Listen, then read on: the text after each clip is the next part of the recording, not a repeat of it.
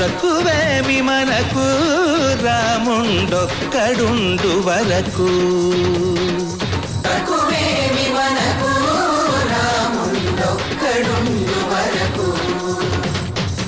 ఒక తోడుగా భగవంతుడు మును చక్రధారి చంతనే ఉండగా తక్కువేమి మనకు రాముండొక్కడుండు వరకు.